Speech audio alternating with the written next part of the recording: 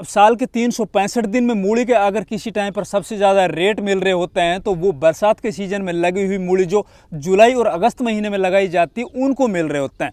लेकिन भैया इसके पीछे के काला सत्य और बताता हूँ। इसके अंदर लगने वाली दो प्रमुख बीमारी, एक तो रूट मैगोट्स जिसके अंदर मूली के कंद के अंदर एक लाइनिंग सी, एक धारी सी पड़ जाती है। आप लोग देख रहे होंगे जिस तरह से उर्दू की अक्षर होते हैं ना, उस टाइप से एक कीड़ा आता है नीचे ज़मीन के अंदर और वो पूरी मूली के शेप को बिगाड़ देता है। उसको बाजार के अंदर कुछ भी रेट नहीं मिलता है। बहुत से किसानों ने तो इस वजह से मूली की बुआई को कम कर दिया है या बिल्कुल छोड़ दिया। दूसरा, बरसात के सीजन में मूली की फसल में लगने वाली फंगस जनित बीमारी जिसके अंदर देखते ही देखते पूरे के पूरे खेत वो खत्म हो जाते हैं। तो भैया आज मैं आप लोगों को इस वीडियो के माध्यम से मूली की बुआई की A to Z इन्फॉर्मेशन दूंगा। आप लोगों को बताऊंगा इन बीमारियों से किस तरह से बचा जाए, मूली की बुआई बरसात के सीजन में करके लाखों रुपए पर एकड़ के हिसाब से किस तरह से कमाया जाए और आपकी जो मूली है वो केवल 25 से 30 दिन में किस तरह से तैयार होकर बाजार में चली जाए ताकि आपको 30 रुपए से और 50 रुपए किलो के बीच में बाजार रेट मिल सके। तो नमस्कार, मैं इंद्रपाल यादव और आप देख रहे हैं देश का सबसे विश्वसनीय फार्मिंग यूट्यूब चैनल देश की जान हमारे किसान। तो सबसे पहले बात करते हैं जिस खेत के अंदर हम मूली की बुआई करने जा रहे हैं तो खेत का चयन किस तरह से करें। तो देखिए भैया,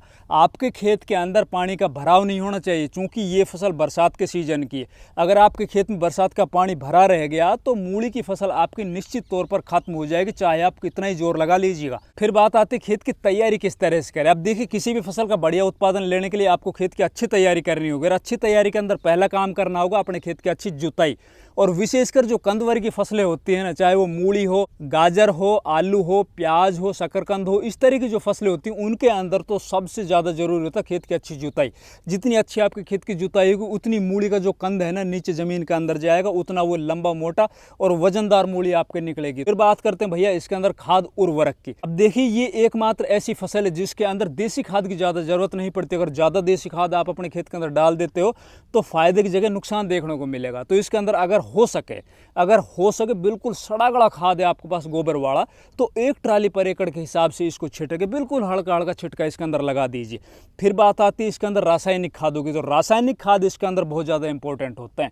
अब उसके अंदर आपको लगभग 1 बैग लेना सिंगल सुपर फास्फेट। अब सिंगल सुपर फास्फेट के अंदर फॉस्फोरस भी मिल जाएगा, कैल्शियम भी मिलेगी और सल्फर भी मिल जाएगी। दूसरा, इसके अंदर आपको 35 से 40 किलो लेना है DAP डाई अमोनियम फॉस्फेट। अब कुछ फॉस्फोरस की मात्रा तो हमें SSP से मिल गई, बाकी हमें मिल गई DAP से। चूंकि ये हमारी जो फसल है ना वो केवल 30 से 40 से ज़्यादा 45 दिनों की है, तो उसके लिए हमें शुरुआती बेसल डोज में ही अच्छे से खाद देना है ताकि हमारी फसल अच्छे से ग्रोथ करे और बीमारियों से भी लड़ पाए। तो भैया इसके अंदर तीसरा जो खाद हमने देना है ना वो लगभग 20 से 25 किलो आपको म्यूरेट ऑफ पोटाश, ये भी बहुत जरूरी है। किसान अक्सर इस खाद को नहीं देते, बाकी इस खाद को भी आप जरूर दीजिए। दूसरा, इसके अंदर आपको कुछ इंसेक्टिसाइड भी मिलाने होंगे ताकि आगे चलकर जो मूली की फसल के अंदर लगने वाली जो रूट मैगोट वाली जो प्रॉब्लम देखने को मिलती है ना, जो नीचे एक ऐसा कीड़ा होता है जो मूली के तने को खराब कर देता है, मूली के कंद को खराब कर देता है, उसके अंदर लाइनिंग से बना देता है, उर्दू की तरह अक्षर से लिख देता है, उससे बचाव के लिए अपन को शुरुआती चरण में बेसल डोज में ही भैया आप कोशिश कीजिए, पर एकड़ के हिसाब से डोज बता रहा हूँ आपको, 5 किलो या तो कार्बीफ्यूरान ले लीजिए सबसे बढ़िया, या फिर आप कार्टेप हाइड्रोक्लोराइड जो कार्टेप के नाम से आता है ना उसको लेके इन्हीं खादों के अंदर मिला के अच्छे से अपने खेत के अंदर आप छिटक दीजिए। दूसरा, बहुत से खेतों के अंदर देखा जाता है मूली जब अपन उखाड़ते हैं ना तो वो काली पड़ जाती है। तो इस कालेपन से बचाव के लिए ना आपको क्या करना होगा, मूली की बुआई करने से लगभग 10 दिन पहले आपको 1 किलो ट्राइकोडर्मा लेना होगा, 1 किलो आपको स्यूडोमोनास लेना होगा, 1 किलो बवेरिया बेसियाना लेना होगा। इन तीनों को लेके और लगभग 50 किलो से 100 किलो देसी खाद सड़ा गड़ा है ना उसके अंदर मिला के और उसके ऊपर बोरी ढक देनी है। बोरी ढकने के बाद इसके अंदर आपको पर डे के हिसाब से सुबह या शाम के टाइम में पानी का छिड़काव करते रहना होगा। फिर इसको लगभग 10 दिन के बाद अपने खेत के अंदर जैसे आप आखिरी जुताई कर रहे हो या फिर बिल्कुल लास्ट टाइम में जब आप इसके अंदर बुआई करने जा रहे हो उस टाइम के ऊपर अपने खेत के अंदर आप छिटक के और इसको मिला दीजिए, रोटावेटर चला दीजिए या फिर कल्टीवेटर निकाल के पाटा लगा दीजिए। इससे आगे चलकर आपकी जो मूली के अंदर जो काले धब्बे पड़ते हैं या काली पड़ जाती है ना मूली, उससे आपकी फसल बच जाएगी। दूसरा, अगर ये आप काम नहीं कर सकते हो तो भैया जो भी बेसल डोज अपनी रासायनिक खाद दे रहे हैं जिसके अंदर इंसेक्टिसाइड, उनके अंदर आप कुछ फंजीसाइड जैसे कि आप 1 किलो थाइफेनेट मिथाइल या फिर आप 1 किलो कार्बेंडिजम है ना वो लेके इन्हीं खादों में मिला के अपने खेत में छिटक दीजिए, अच्छे से बुरकाव कर दीजिए, खेत की जुताई कर दीजिए। फिर बात आती है भैया मेथड की कि हम मूली की बुआई किस विधि से करें। सबसे ज़्यादा इंपॉर्टेंट है, अगर आप इसको यूं ही सीधे फ्लैट सरफेस के ऊपर मूली की बुआई कर देते हो तो उसके अंदर संभावना बहुत ज़्यादा बढ़ जाती है आप फेल होने की। कोशिश कीजिए इसके अंदर आप या तो बेड निकालिए या फिर मेड़ निकाल लीजिए। वैसे मेरा मानना है आप मेड़ निकाल लीजिए। एक मेड़ से दूसरे मेड़ की जो बीच का गैप रखना है ना आपको 15 इंच रखना है। इसके अंदर मेड़ के दोनों तरफ आपको मूली की बुआई करानी हाथों से। अब एक बीज से और दूसरे बीज की जो दूरी अपन को रखनी है ना भैया वो कम से कम 3 इंच रखिए। इसके अंदर आपको ज़्यादा गहरी मूली की बुआई नहीं करनी है। ऐसा नहीं कि भाई ज़्यादा बीज अपन ज़्यादा सीड रेट ले लें तो उसके अंदर आगे बहुत ज़्यादा समस्याएं देखने को मिलेगी। दूसरा, अगर आप मशीन से बुआई करने जा रहे हो, जो आजकल बेड मेकर मशीन चल रही है और साथ ही उसके अंदर बीज की सोइंग भी होती रहती है उसके अंदर लाइनों के अंदर, तो आप उससे भी बुआई कर सकते हो। वो भी बहुत अच्छा मेथड है, बहुत अच्छी विधि है। अगर आपने मेड़ के ऊपर इस तरह की मूली की बुआई कर रखी होगी ना तो जो बरसात का ज़्यादा पानी है ना वो इनकी खाड़ियों के बीच में होकर और खेत से बाहर हो जाएगा, आपकी फसल खराब नहीं होगी। फिर बात आती है इसके अंदर बीज मात्रा की। तो भैया 1 एकड़ जमीन के अंदर ना सही मायनों में तो 2.25 किलो बीज या ज़्यादा से ज़्यादा 2.5 किलो बीज है ना वो सफिशियंट होता है। अगर हाथों से बुआई करने जा रहे हो थोड़ा बीज की कम मात्रा होगी। अगर आप मशीन से बुआई करने जा रहे हो तो लगभग आपको 2.25 किलो या 2.5 किलो बीज की आवश्यकता पड़ेगी।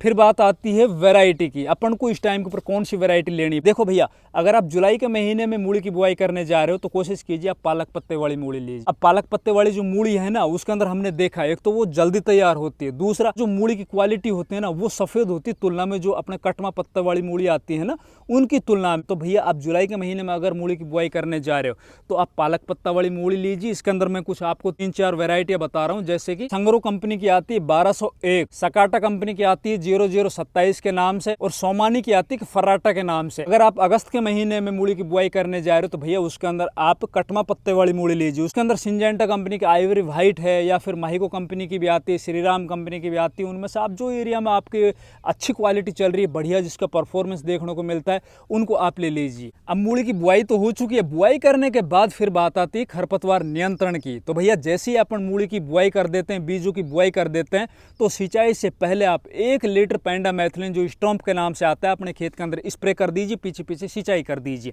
या आप सिंचाई कर चुके हो तो 24 से 30 घंटे के बीच में आप ये स्टॉम्प है उसको स्प्रे कर दीजिए। आपकी फसल खत्म होगी ना तब तक आपके खेतों के अंदर खरपतवार की तो समस्या देखने को ही नहीं मिलेगी।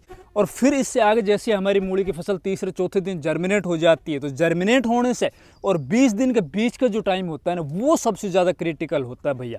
इस टाइम के ऊपर जो किसान अपनी फसल को बचा लेता है वही लाखों रुपए कमाता है। इस टाइम के ऊपर जो किसान थोड़ी सी भी लापरवाही कर जाता है या अपनी फसल को अच्छे से वो मैनेज नहीं कर पाता है ना वो नुकसान में जाता है। तो जैसे आपकी फसल जर्मिनेट हो जाती, जर्मिनेट होने के दूसरे तीसरे दिन आपको एक स्प्रे करनी है। स्प्रे के अंदर आप मोनोक्रोटोफॉस आता है एक बाजार, उसको लीजिए आप आधा ml या 1 ml पर लीटर पानी के अंदर। और साथ ही आपको कुछ फंजीसाइड जैसे कि एंट्राकोल आता है ना वो 1 ग्राम पर लीटर पानी के अंदर ले लीजिए, या फिर साफ पाउडर आता है सब जगह मिल जाता है, उसको भी आप 1 ग्राम पर 1 लीटर पानी के अंदर लेके स्प्रे कर देना है। फिर आपको तीसरे चौथे दिन जैसे अपन को ये पहली वाली स्प्रे की उससे तीसरे चौथे दिन के बाद फिर हमें दूसरी स्प्रे करनी है। उसके अंदर भी इंसेक्टिसाइड ले लीजिए जैसे कि थाइमेथोक्सोम हुआ या फिर जो मैंने अभी आप लोगों से बताया इमीडा ले सकते हो आप, मोनोक्रोटोफॉस ले सकते हो आप, या फिर प्रोफेक्स सुपर आती है वो भी ले सकते हो। इनमें से कोई भी आप इंसेक्टिसाइड ले लीजिए। और फंजीसाइड जो अपन को लेना है ना भैया वो लेना है फिर थाइफेनेट मिथाइल रोको के नाम से जो आता है ये स्प्रे करो। अगली जो स्प्रे करनी है 2-3 दिन के बाद अपन को उसके अंदर फिर जो फंजीसाइड है ना हमारे, अब इंसेक्टिसाइड तो आप इन्हीं में से चलाते रहो लेकिन फंजीसाइड का स्टैंडर्ड धीरे धीरे अपन को बढ़ाते चलना है। फिर अगली जो स्प्रे करनी है अपन को वो रेडोमिल गोल्ड आता है सिंजेंटा का, वो ले लेना है। अगर आपको ऐसा लग रहा है कि भैया बरसात तो हुई, ह्यूमिडिटी बहुत ज़्यादा है, खेत में पानी भी कुछ देर के लिए ठहरा था हमारा और ऐसा लग रहा है कि पौधे यार कहीं कहीं हमें मुरझाए हुए दिखाई दे रहे हैं, तो भैया फिर आपको बगैर कोई देरी किए हुए ना स्टैंडर्ड फंजीसाइड जैसे कि टेबुकोनाजोल ट्राइफ्लोक्सट्रोबिन जो नेटिव के नाम से आता है, या फिर एमिस्टार टॉप जिसके अंदर एजिक्स्ट्रोबिन और डाइफेकोनाजोल आता है वो ले सकते हो, या फिर एजिक्स्ट्रोबिन टेबुकोनाजोल के कॉम्बिनेशन आते हैं, मतलब बढ़िया स्टैंडर्ड फंजीसाइड है उसकी तरफ चलो। या फिर एलिएट आता है जिसके अंदर फोस्टाइल एल्यूमिनियम आता है। भैया थोड़ा सा खर्च बढ़ जाएगा आपका।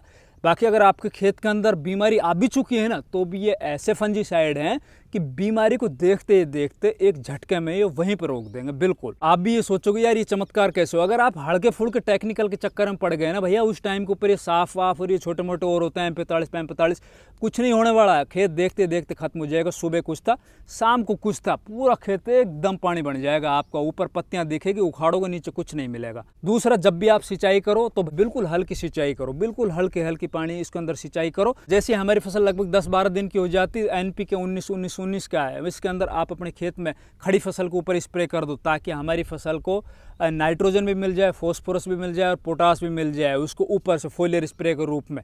अगर आपकी फसल आपको ऐसा लग रहा है कि यार कहीं ना कहीं हमें पीली दिखाई दे रही, उसके अंदर आप थोड़ा जिंक ले सकते हो, चेलेटर रूप में आते हैं ना इस एनपीके के साथ, उसको मिला के स्प्रे कर दो। ये काम कर लो भैया, निश्चित तौर पर आपकी मूली की जो फसल है ना वो 25 दिन के बाद ही तैयार हो जाएगी और लगभग 35 से 40 दिन में तो अपने खेत से आप पूरी की पूरी मूली को हार्वेस्ट करके और बाजार में बेच सकते हो, बढ़िया रेट ले सकते हो। हमारी वीडियो पसंद आई, वीडियो को लाइक करो, ज़्यादा से ज़्यादा वीडियो को शेयर करो। अगर हमारा चैनल अभी तक सब्सक्राइब नहीं किया तो प्लीज़ चैनल सब्सक्राइब करो। धन्यवाद।